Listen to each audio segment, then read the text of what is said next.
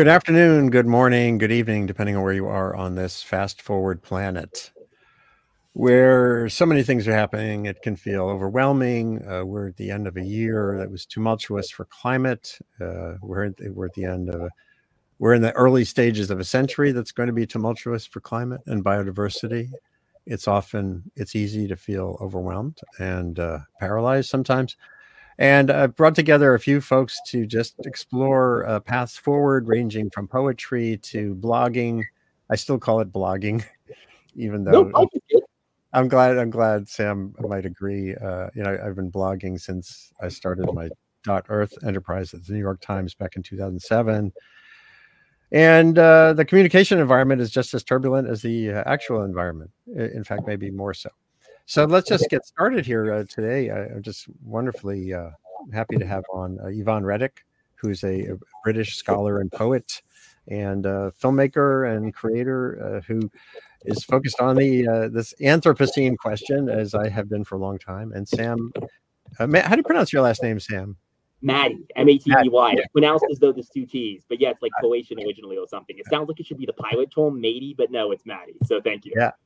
And I should have asked that earlier. So, and Sam is a hypervelocity blogger of good news, stuff that's matters, that doesn't really make it through the media filters, because I've been in the media for 40 years. I've been a journalist, and it's very rare for me to, through all that time, if you looked at the stories I wrote for the New York Times and magazines and the like, they mostly are focused on the dire, the things that need to change that aren't changing, and that's the way it should be. But then we miss the full landscape of what's going on in the world, and that can be incredibly frustrating. So Ed Begley Jr., an actor for decades in the United States, 50 years, he's supposed to join too. He may be tied up because of his new book, so hopefully he'll be on in a few minutes as well. So let's just get started. I wanted to start by just asking you, like, how did you become who you are so far? And let's start with Yvonne. What drove you into writing and poetry, and then what brought your poetry focus into something as big and quirky as the Anthropocene? It's quite a long story that begins in childhood, really. So I grew up in Aberdeen, I grew up in the southeast of England, and I grew up in Kuwait. And I grew up in two different oil towns. My father was a petroleum engineer. And at the same time, my family had this interest in the outdoors, in nature, in outdoor pursuits. And my dad was madly keen on hiking. Even in Kuwait, sometimes we'd go for a hike in the desert. And it was this really quite interesting combination of my family members who worked in fossil fuel industries, and yet my mother, who was a biologist and had this quite deep understanding of wildlife and plants, and took me out into the garden and into the woods. And I grew up at a time when people were becoming increasingly aware of threats to the environment. Firstly, pollution and conservation issues. These were all over popular culture. I had a game called the Nature Trail game when I was a kid, and the threats included litter and rubbish and pollution. A little bit later on, there was even an animation on BBC TV for kids about what we called back then the greenhouse effect. So hold on one second, just so I can introduce Ed Begley Jr., who just popped on. Hey, Ed, it's been a while. Yes, can you hear me okay? Andy, forgive me for butting in. I didn't realize we were live right away. Oh, yeah, no, that's fine. Yeah, we were just getting introductions. Ed Begley Jr., actor extraordinaire and a green force for nature for such a long time. I'm going to put it in the proper format here. So that sounds good. And we're getting we can read your palm in the meantime. There we go. That's great. Sorry, I was waiting at the wrong link. I guess the link changed at the last minute. Oh, I probably screwed something up. But no worries, no worries. I'm happy to be with you all, and sorry for interrupting. I'm shutting up and listening to what was being said. Thank you. Okay, great. So I was just having Yvonne Reddick, who's a poet, focused on this thing called the Anthropocene. Like I have been for a long time, and she's in England and has written poetry. She was just explaining what drew her to writing, and then what drew her to writing about the environment and this question of the human journey on the planet. So I'll just let her get back to it, and then we'll go around the circle. And it's just great to have you all here again. So Yvonne, Yvonne, you were in Kuwait, and remember, and I've been reading in your work about your family background, your father in the oil industry, etc. So just take us a little further through that loop, including Kuwait. Yeah, absolutely. It was a pretty amazing experience. And yeah, I was conscious that I was there as a Westerner arriving 4 years after the first Gulf War. And it put me in this quite interesting position as a human being and as a concerned person who was interested in environmental issues. I was fully aware that, you know, the civilization I depend on and I am part of is addicted to oil. And yet I was also aware of exactly what it was doing to the climate. And if I think about a lot of the objects that surround me today in my house, many of these will still be petroleum derived. And I think there's a greater awareness among young people now that there is a need to start moving away from fossil fuels fast. And we're seeing very interesting political things happening at the latest COP, aren't we, with the debates surrounding that. So I guess I started my career working on authors who were also environmental activists. And I'd read books like Watership Down when I was a kid, classic children's story about a warren full of rabbits who have to move because there's a housing estate that is going to uproot them from their home and they have to find a safe place to live. And I think writing brought me to these issues. And the idea of the Anthropocene has interested me for a long time. I know, Andy, you actually had a term, the Anthropocene, that predates that very famous article from 2000 about the idea of the Anthropocene. It may be beginning with the Industrial Revolution. And there's a lot of debate recently about what the Anthropocene might be, when it might begin. Some people say, oh, it's definitely linked to capitalism. Other people say, definitely the Industrial Revolution and climate change. Another idea is the extinction of large-bodied megafauna on the land. There are other ideas surrounding the invasion of the Americas by Europeans, colonialism, slavery. Right. The idea is that it's a massive, massive change to Earth systems caused by the actions of people, some much more than others. And artists are responding to this and writers are responding to this in really quite creative and fascinating ways. That's great. And you have a book out called Anthropocene Poetry, that, along with your own poems. Yeah, we'll get to that in a minute. Sure. Actually, hopefully we'll get, I've queued up some of your poems and the like, so we can explore that work too. So Sam Matty, so you're a geospatial specialist focused on environmental change and the like, and you've got some, I've been reading some papers you've been involved with, technical papers. And then you started this thing called the Weekly Anthropocene a while ago, and you moved it to Substack, where I now live as a blogger. So tell us a little quick snippet of your life journey. What got you into geography and environmental change and risk, and then what made you such a peripatetic and active blogger with this Weekly Anthropocene project? Thank you. Well, I'd say fundamentally, really, who I am ultimately goes back to the fact that my parents chose to homeschool me, sort of the reverse of sort of the religious white homeschooling movement that's pretty common in America. They wanted sort of a more STEM-focused and sort of liberal arts-focused education, and they wanted to be able to sort of let me learn at my own pace and sort of study ahead of my age level and stuff like that.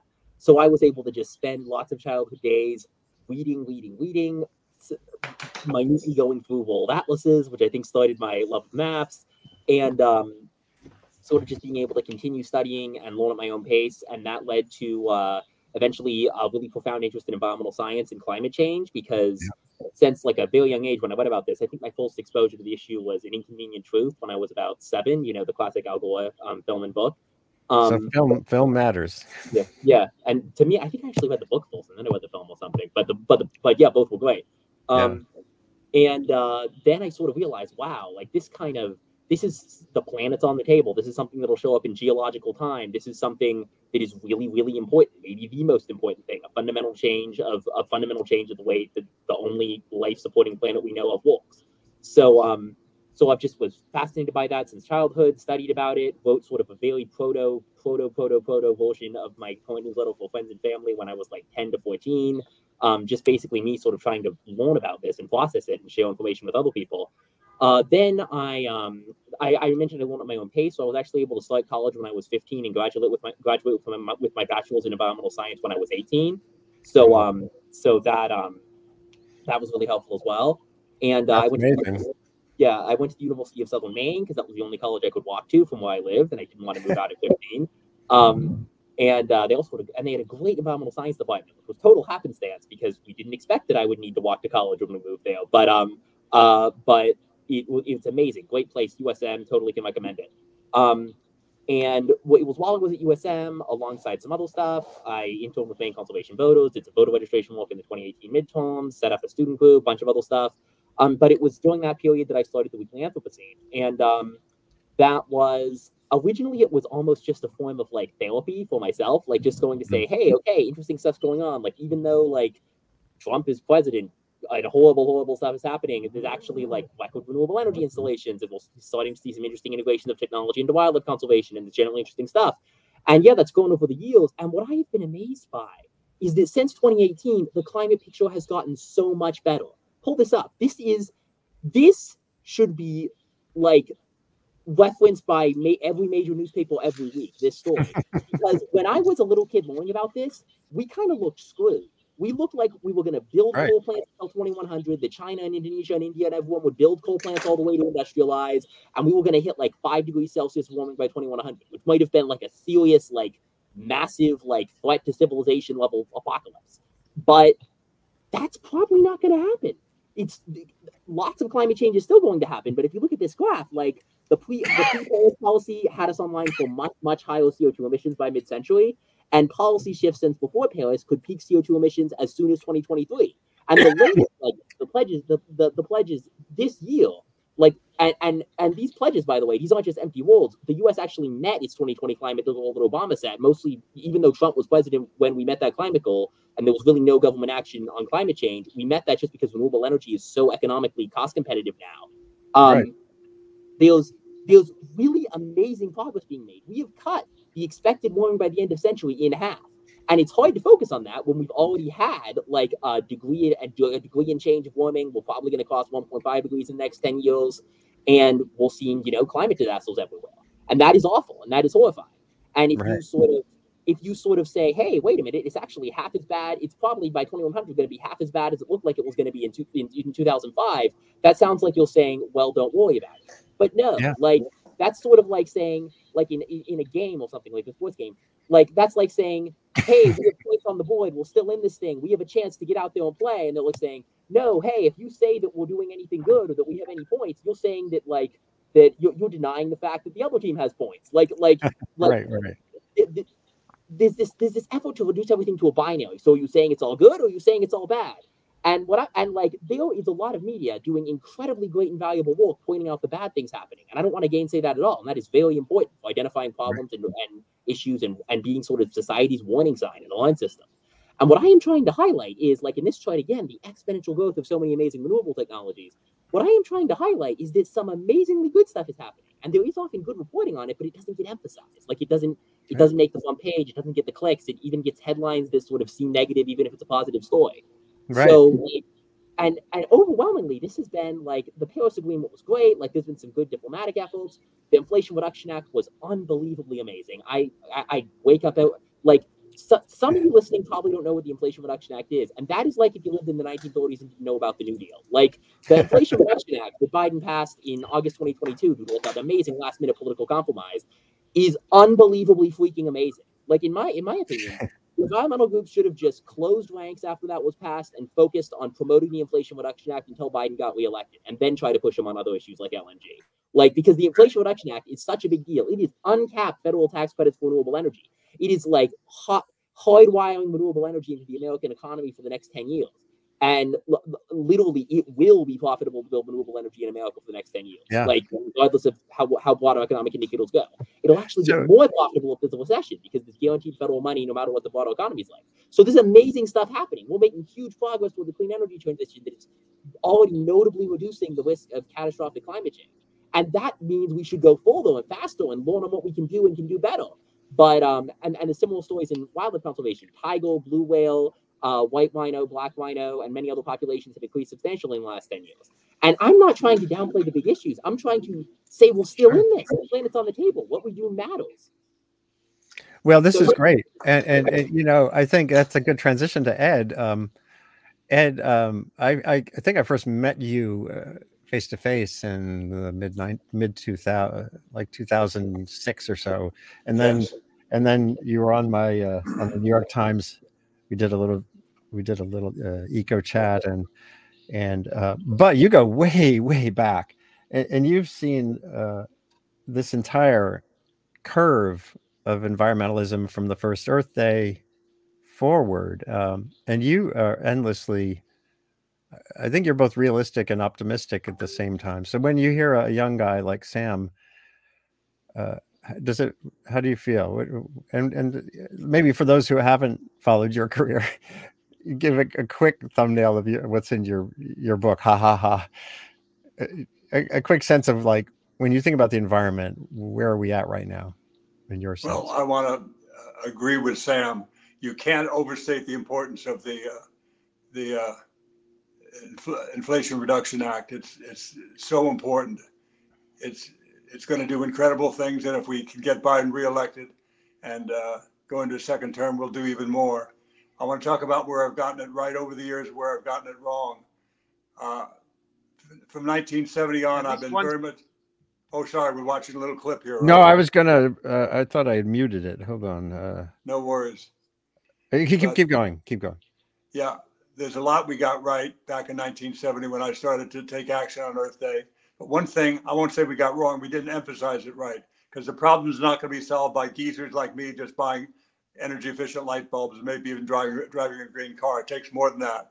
And building upon, once again, what Sam said, there's good news I want to stress now. There's plenty of bad news to talk about, and he recognizes it, I recognize it. But the good news is, since 1970, when I started with the first Earth Day in the LA Air Basin, which is a tremendously big area, we have 4 times the cars, millions more people, but a fraction of the smog. How do we do that? We did it with people like me riding the bike and taking the bus and doing all that stuff and changing their light bulbs. All that's true. But I'm a photographer, so maybe people can relate. There's a device called a unipod. If you want to get a shot, you want your camera a little bit steadier. Something called a unipod. It's just one leg that telescopes out. You can get a steadier shot. A bipod, if you will, wouldn't do you much better. It's nothing. There'd be no sense to that. But a tripod, 3, gives you real steadiness, so you can build upon it and do important things with it. And that's how we did everything. That's how we cleaned up the air from 1970, bad air. And that is personal action, very important. And they're all related, they're intertied, of course. Corporate responsibility and good legislation. We did it with the Clean Air Act signed by Richard Nixon, of all people.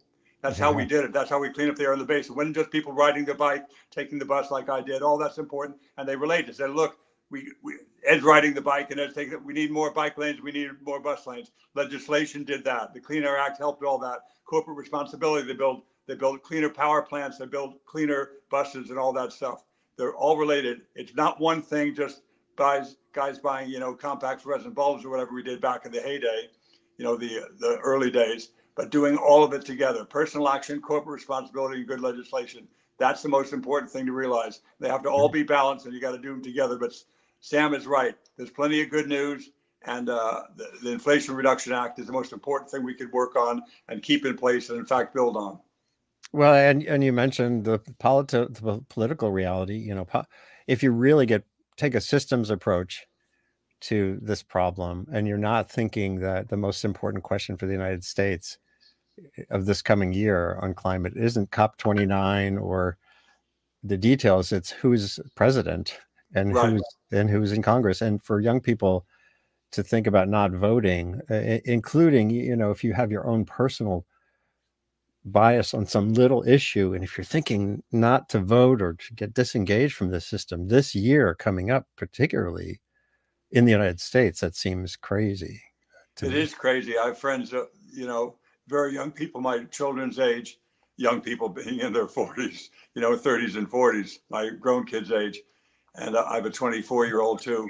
But some of them actually voted for Trump. They don't believe in anything he said, but they thought it was funny. They thought it was a funny joke to vote for somebody like that. They actually did that. They cast a real ballot in the real world, voted for Trump. They certainly regret it. And you won't get them to admit it on camera probably these days, but I know they did it because they told me they did it back in the day. They thought it was funny. They never thought he'd get elected. I didn't think he'd get elected. That's how naive we were about certain things. You know, when Hillary, you know, and others, you know, chose not to go to Michigan, and he did. I said, what an idiot. He can't win Michigan. What it shows how smart we are and how stupid he is. Michigan, what's he going to do in Michigan? He's not going to change anything. Of course, that was one of the things that got him the presidency, was Michigan. We didn't think it was happening. You know, Michael Moore told us it was happening. He was there on the ground watching it happen. We thought, no, we're not going to lose Michigan. United Auto Workers. We got Michigan locked up. No, we didn't. People were disgruntled. They're in these towns that are closed up shop. The kids are on opiates, and everybody's telling them they're a bad guy, a bad woman. And look what we got out of it. So we can do it. We just got to all work together. And I'm going to say it till people get it. The Inflation Reduction Act is the most important thing we can work on. Keeping it in place. Building. Thank you, Sam. Thank you both, by the way. And again, apologies to both for coming in here a shot out of a cannon. Thank you. I love everything I'm hearing from these brilliant young people. Thank you. Me too. And thank you. I'm loving everything I'm hearing from the brilliant older people too. And you're doing a great job, Ed. Your book is, I've only just begun to read it because I'm always behind on everything.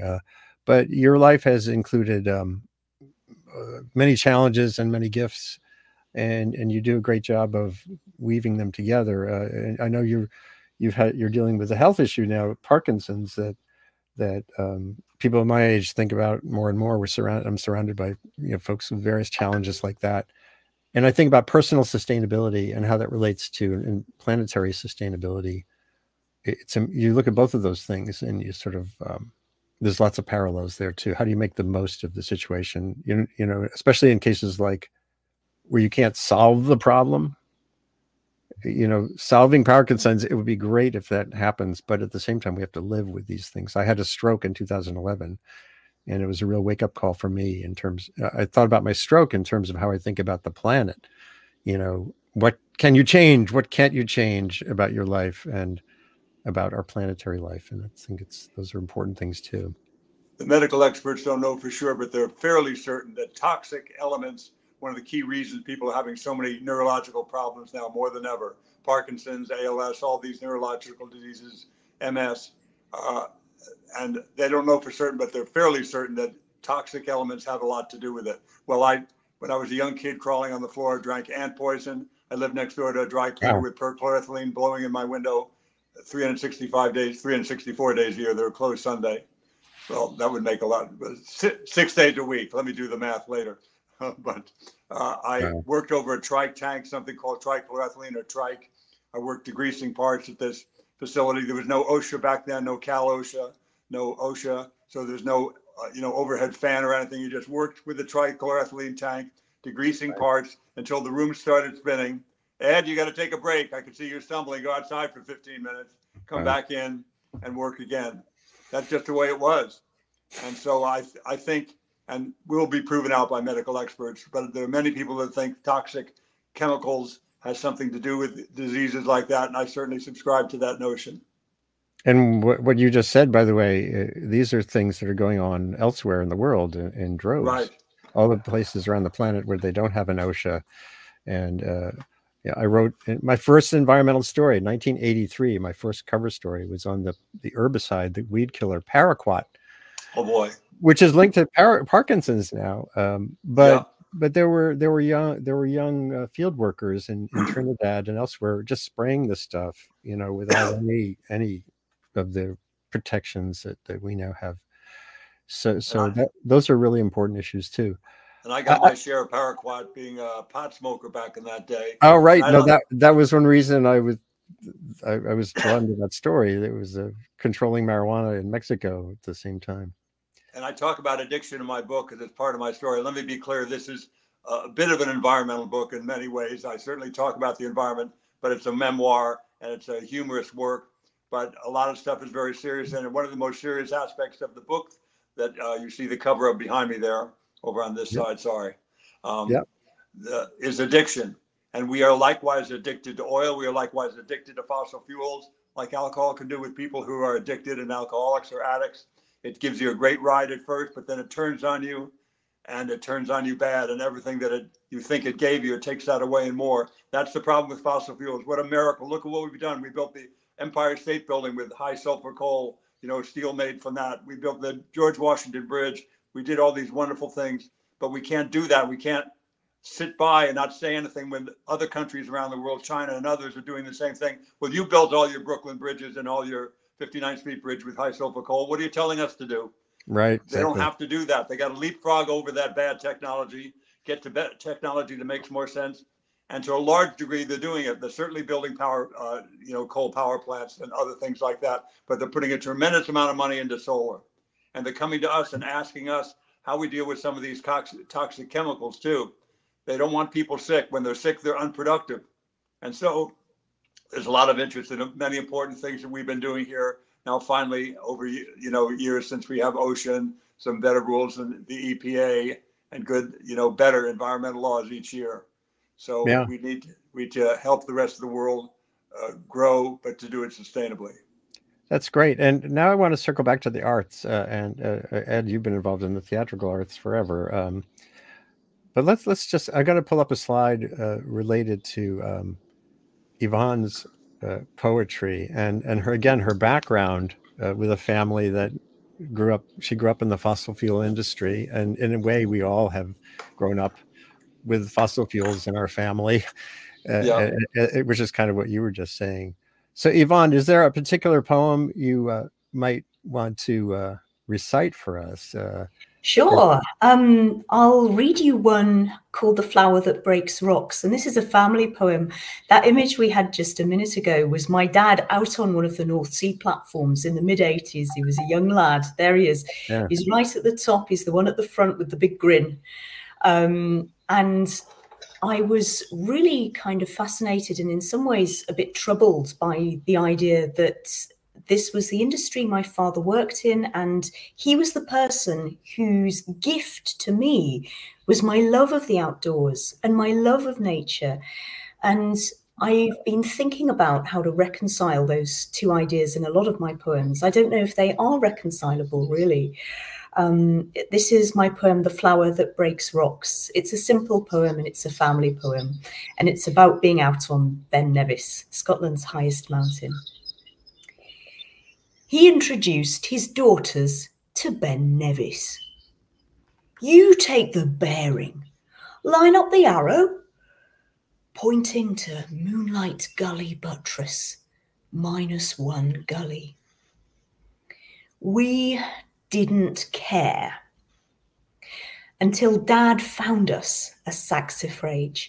Its blooms were spokes of the North Star. Saxifrager means rock breaker, nivalis, snow saxifrage. Dainty alpinist, chinking her roots into fissures and fractures like crampons in toe holds. But I see now what he could only glimpse, that she and the other alpines, rose roots and pearlworts, are scrambling skywards till all that remains for them is cloud. Beautiful. Beautiful, Yvonne. And again, this idea that your father, basically has that quality of taking you into nature, and also the practical reality of producing petroleum, which was and remains even as we make this transition. There's no swift way off these fuels. The addiction, the process of finding alternatives that can satisfy global energy needs. It means we can't get off of these fuels, certainly not gas, and even coal in some places. And so have you talked about this much with your dad over the years, that seeming discontinuity or those tensions? Oh, yes. We used to discuss this when I was a teenager, and I'd say, Dad, isn't what you do polluting? And he'd go, oh, well, how did you get to college this morning? You went in the car, didn't you? So I knew that there was oil on my hands as well. I was a consumer of fossil fuels. And even when I didn't have a petrol fueled car and I tried to take the train everywhere, you know, my first book, this is my debut poetry collection. I don't know what's in the ink. Commercial ink is usually oil derived. And I discuss this with my mother quite often now. You know, I'm fascinated with all the stories she has about her time in Oman in the early 80s when she moved over there with my father. My dad has passed away now, so she's the source of a lot of my information about these ideas. And she went to see an oil drilling installation, which is absolutely fascinating. It's mad that she got to see one up close. I did as well as a child in Kuwait. And in some ways, it's quite a weird privilege to witness this kind of industry up close, because there is no way in Britain you could go out on a North Sea platform and just take a look, right? They'd think you're a terrorist, and it's a hazardous environment, tightly regulated. If you like, I can read you my poem, Frankincense, which is about my mother's career. Absolutely. Sure. Yeah, this is one for my mum. There are a lot of poems in memory of my dad in this book here. So I thought, oh, I'd better read one for my mum. Frankincense. My mother sounded Earth's deep architecture, listening for the fossil ocean's echo. This was 5 years before the ultrasound showed me on a grainy screen in Glasgow. She saw the thirsty shrub by a dry well, in a desert burnt white, the salt city's hinterland. Oil fields reek of tar, but Omani frankincense is the world's most fragrant, a scent that suggests the Magi trekking the desert from Persia to offer the tree's tears to a small god. Women in Salalah use it to perfume their linen, she told me, but it looked like a gorse bush, you know, the ones you see here on the common. Its twigs were barren, as if burnt.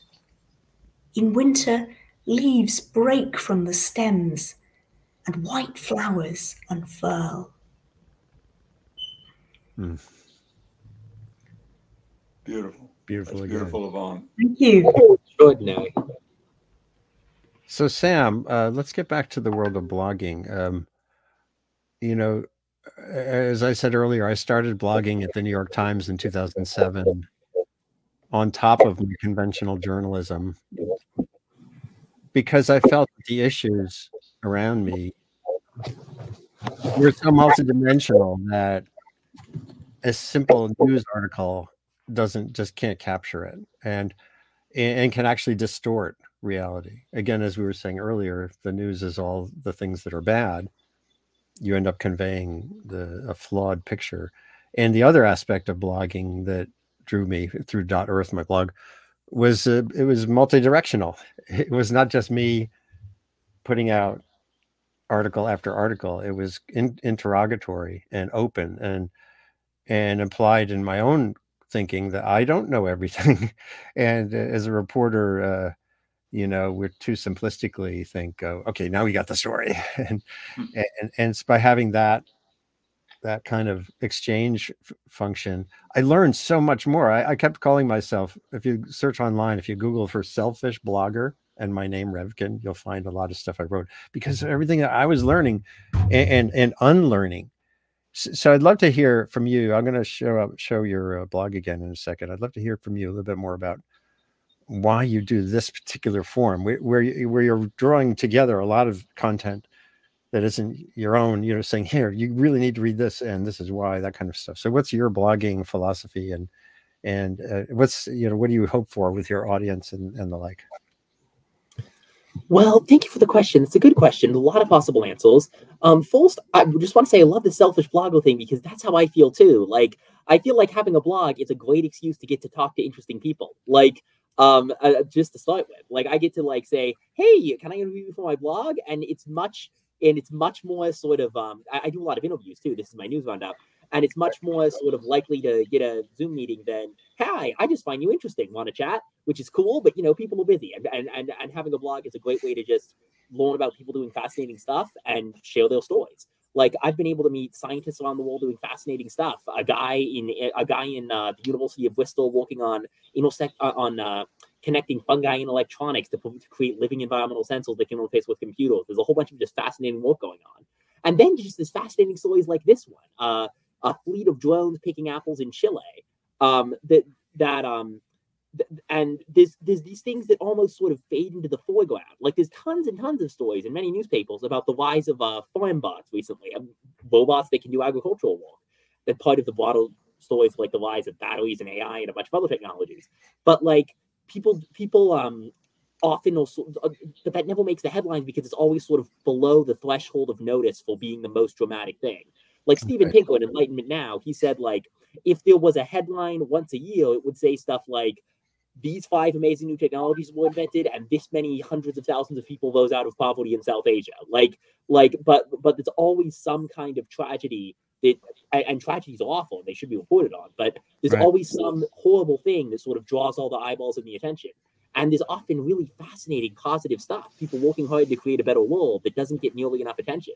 So I'm just trying to sort of curate some of the interesting things, some of the interesting ongoing threads that I'm noticing, and share them with people. And I've found that it's really rewarding, and a lot of people have said they've found it really interesting. And I feel like doing it since 2017 now has really given me some perspective almost in seeing, wow, actually, in many domains, things have gotten better. In 2017, we were saying, hey, can we possibly decarbonize the grid? And now I just saw an article framed as a pessimistic article saying, well, of course we can decarbonize the grid. That's definitely going to happen. But is there any chance we can decarbonize heavy industry like steel and cement and stuff? And, I'm already seeing stories about people starting to find ways to decarbonize cemented steel. Like, there's electric arc furnaces making steel with a startup called Boston Metal. And in Sweden, they're using hydrogen as the power source for steel, like the heat source. So there's just a bunch of fascinating work going on that people that really doesn't get buried so much as ignored. Like, I got all. It's not. I'm not saying like the media is ignoring this. I got all these stories from the media. But they don't penetrate people's consciousness in the same way. And I think part of it is because on any given day, most of the stories on the headlines will be negative. So like, that sort of adds up to a feeling that things are generally negative. And what I'm trying to do is sort of pick out all the positive stuff that's scattered in there, but on every single day gets sort of counterbalanced by too much negative, to sort of put it all together and say, look, there's actually a lot of positive. Look at all this cool stuff. So I'm trying to present really a more balanced and I think a more balanced perspective of how the world's going. And I'm trying to say, like I said earlier, that there actually is some amazing stuff happening. Like solar technology is now the cheapest electricity in history. Declined in price by over 85% since 2010. There's amazing global uptake of renewable technologies. It's going exponential. It's incredible, and we're getting tons of new cool renewable technologies too, like enhanced geothermal, where instead of just using an underground hot water deposit, you inject water underground to create your own hot water deposit, which means you can do it anyway. You can find a hot water deposit. Like enhanced geothermal just got connected to the U.S. grid for the first time in like September in Nevada as part of a project with Fulvo Energy and Google, and they're working on a 400 megawatt facility in Utah. Like, this amazing stuff happening. And I feel like, there was a Jerry Seinfeld special a while ago where he said like, and obviously politics is incredibly important too. And the Biden administration has done incredible work in promoting renewables, but I'm not understating that at all. But there was a Jerry Seinfeld comedy special, I think, a while ago where he said like, do any of you remember voting on smartphones? This totally changed our lives. When did we decide that exactly? And like occasionally really huge societal changes happen, and somehow it just flips from being unthinkable to normal, and it seems like you can't tell exactly when. Right. And we are at that exact point right now with clean energy.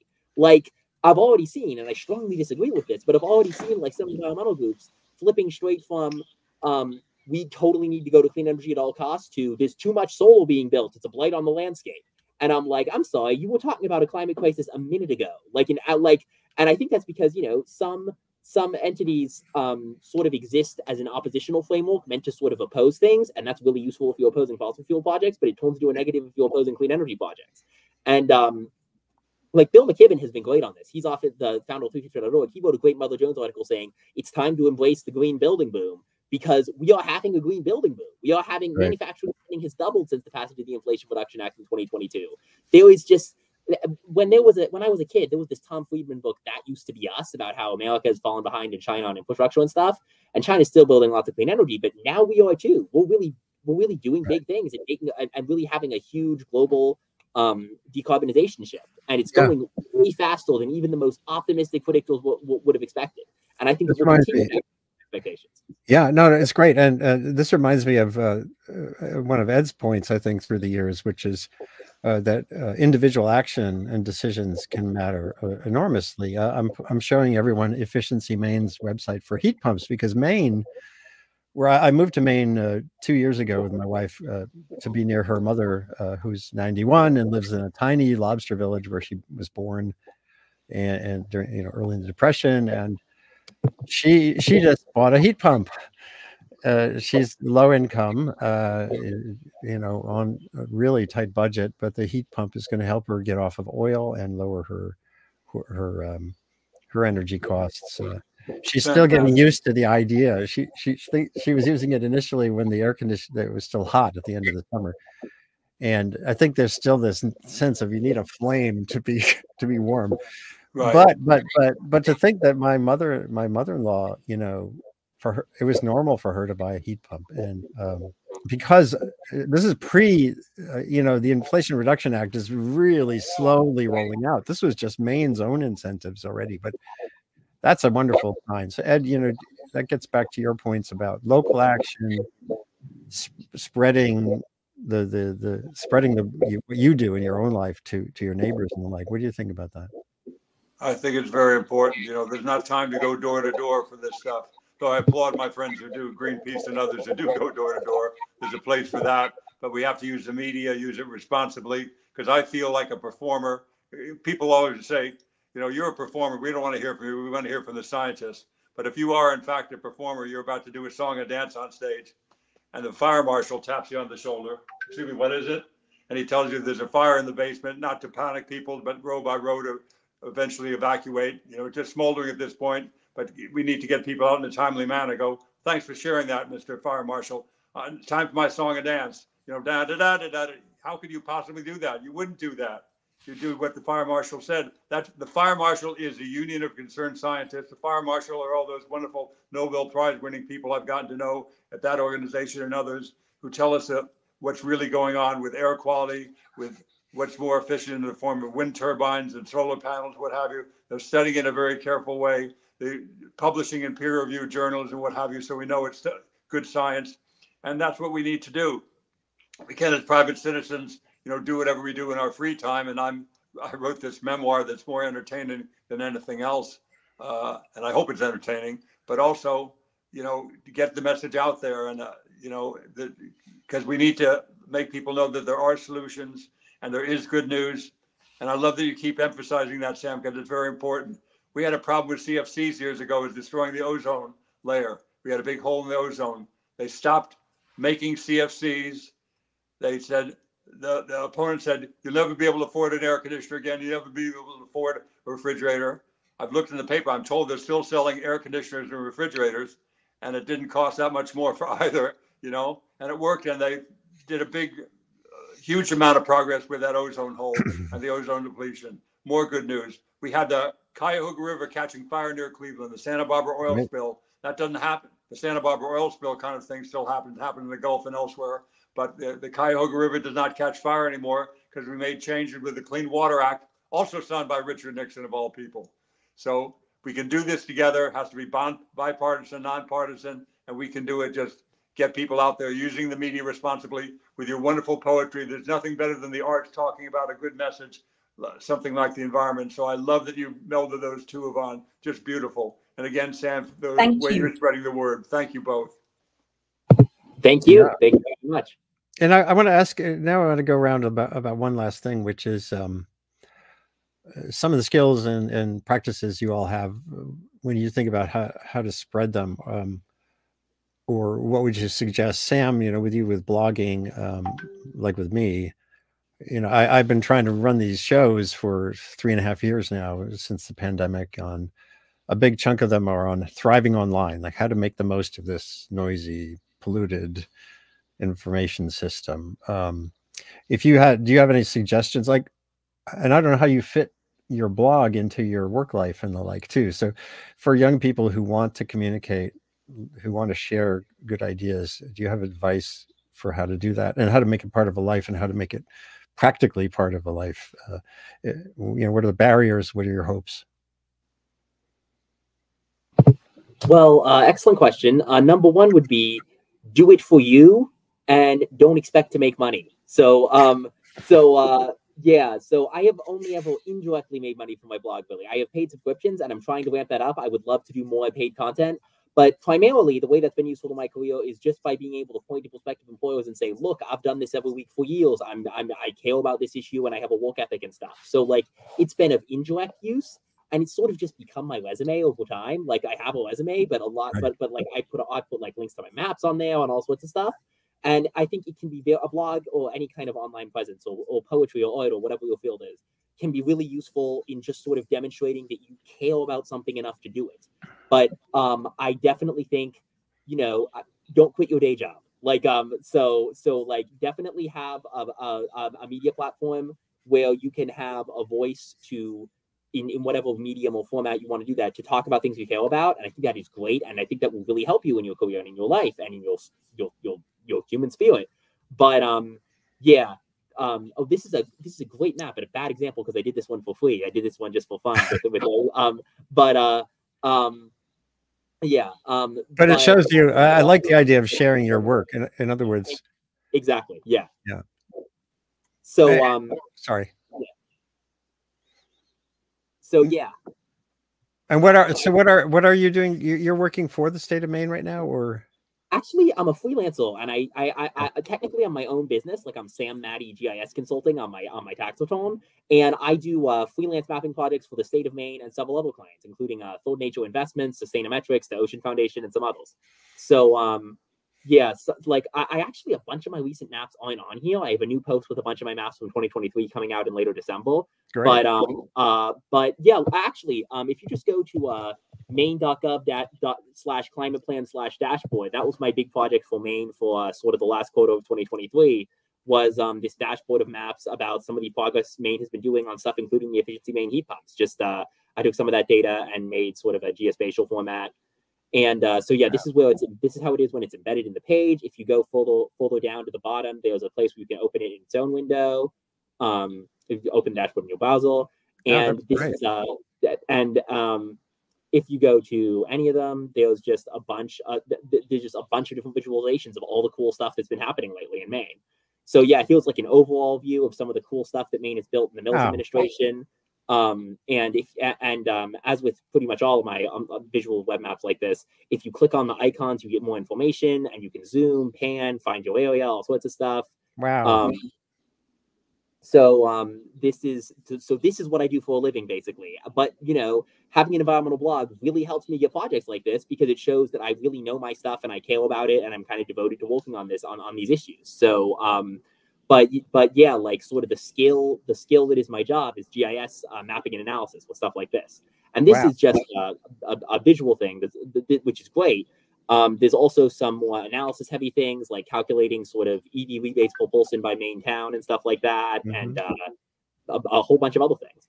So this is such an important part of the spreading the gospel of change is look what's happening right across our state, and if you're in Vermont, you say, wow, we should do this too, or having that connectivity and the data at hand, so you can zoom in and then having the practical reality, going to Efficiency Maine or whatever the equivalent is in another state to get your rebate, and to learn where the jobs are. You know, there's shortages of electricians and all the people who are needed to drive the actual works. So I just think this is great, and the more we can highlight the data as well as the good news, this is all part of the good news. Yeah. So and yeah, electricians, absolutely. I have an article in my drafts folder about that I'm in the process of writing. If you really want to help fight climate change, become an electrician. We need more electricians. That's right. So yeah, this is actually a golden age for blue collar work, actually, in a lot of ways. We've automated lighting well before we've automated plumbing or electricity. So I think I think honestly, and given that everyone here is an author or writer of some sort, this is probably a really unpopular opinion, but I'm kind of trying to mentally prepare myself for it because it's unpopular for me too. I think there's an excellent chance that writing becomes something that it is impossible to really get paid for doing much in the next 50 years, that it becomes more like knitting or something, that it is like a hobby, but not a career. And I think that's okay. Because it can still be fulfilling, and there can still be incredible human connection, and a discourse and a dialogue with the classics and all the amazing stuff we love about writing as part of a hobbyist community. And maybe part of that, what that means is a bit of a shift of sort of the intellectualization of work over the last few years. If you can have endless AI generated advertising content, or even AI generated summaries of news or science papers or something, maybe that means people shift back to being more electricians or community gardeners or therapists or one-on-one tutors or a whole bunch of other stuff. Sometimes I joke that one of the big things we're doing with my newsletter is collecting a list of people who know who I am, so that they remember that this is someone who's not an AI. So that this is actually a human who's writing. But sorry, that's AI. That's keeping that. But the humanness of us all. Yeah, but I have more to say. I'm actually really excited about AI and some of its potential for science. But yeah, I think what I would encourage for young people is flexibility. Is don't take on student debt. I was very fortunate enough to avoid that. And be sort of open to experience, try new things, take risks, take experiments. Don't bet everything on I will definitely do this and this will definitely become my career. Do stuff if you think it would be valuable and fun and interesting and you want to do it. Give it a try. If it grows, double down on it. If it doesn't, try something else. I would encourage flexibility, open-mindedness, and experimentation, basically. How does that feel, Yvonne, from the standpoint of your focus on creative writing? Yeah, fantastic. I think it's wonderful to have so many options and ideas ahead of you. I've got quite a few colleagues who are branching out into teaching people how to write gaming narrative, who are experimenting with AI to write poems. And it all sounds like a really, really fascinating new frontier for us. And you've also done film. I have, yeah. I think this is an important medium.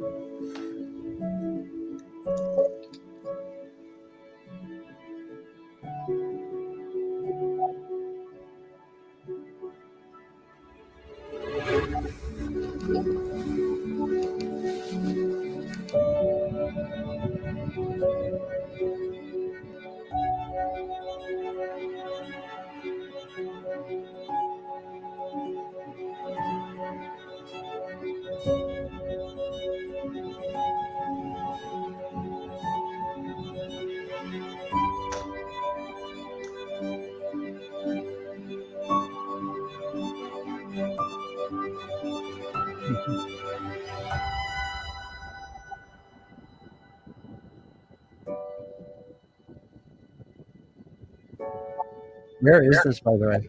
Mountain hares are Britain's only true Arctic alpine mammal. This is in the Cairngorm Mountains in Scotland, and you can see the rest of it on YouTube. They were here before any other species of hare or rabbit. So thanks so much for showing that clip. In terms of practical things that people can do, whether that's through raising awareness by using the arts and media and writing, or whether that's actually taking practical action. What I heard about with Alex Demansky, the filmmaker who filmed this and directed it, was, you know, that the mountain hare ecologist we spoke to was saying, people can restore the moorland vegetation. Something I mentioned in the article that we put out to accompany the film is tree planting. Very, very simple, very local, very cheap. You know, I've got a load of acorns on my balcony that I've taken from an oak tree that are going to go in little pots this spring. I even have some poems about planting trees and literally raising little oaks from seed in my book. It's so simple just to take these very, very small practical steps. Everybody can do their bit. And there's something I really do love about planting and growing and nurturing things. I think it's absolutely wonderful to plant trees. It's just so fascinating. I think children should do it. Grown-ups should do it. It's for everyone. Great. Well, you've all planted trees symbolically and practically speaking, I think, by innovating as communicators, by taking your prominence as a public figure and an actor, and bringing in environmental progress and passion and sense of purpose beyond the simple things that we do to get through life. So I'm really appreciative that you've all been able to join this informal little get together here at the end of an extraordinary year, and in this emerging era, the Anthropocene, or whatever you want to call it. You know, back in 1992 when I wrote that book where I talked about the Anthropocene, basically it was goofy. I didn't know there were technical words like putting anthropo instead of Anthropocene, but I was talking about the reality that Earth has become a place that will be shaped henceforth by one species. You know, and it's not the first time cyanobacteria, these little plants, changed the planet profoundly. There was a great oxygen catastrophe when photosynthesis emerged, and they made life really hard for the organisms that had grown up in an environment without oxygen. But the weird thing is, we know it. I mean, we're starting to understand it, and that's, you know, that's like we're looking around going, oh wow, we really are a force, a global force. We're changing the chemistry of the oceans, the atmosphere. We're changing climate, and how we deal with that creatively, how we incorporate those questions into our daily lives and our work is really important, and especially integrating across the complexities. You know, your relationship with your dad, Yvonne, you know, through his fossil fuel interest, but getting the natural wonder and love that you shared, that's really special. And Ed, it's just great to see you again, and good luck with your book and with your work going forward, both the humor and the acting and the activism. And Sam, I'm really glad I found you on our Substack universe. I'm there too, revkin.substack.com, and you're at sammati.substack.com, as I showed the thing before. And maybe we can revisit sometime. I hope you're the end of your years this year is thriving and bountiful for all of you. And this is a Sustain What webcast. You can subscribe, as I said a minute ago. And I'm just going to keep these conversations going as long as I can. I don't get paid for this anymore. I used to be at Columbia University. Now I'm just a semi-retired journalist who likes to share and shape ideas using conversation. So that's what Sustain What is about. And thanks again. Good luck with have a good day too. Thank you so much, everybody. Thanks so much. Lovely to meet you. Lovely. Lovely to meet you, Sam. You too.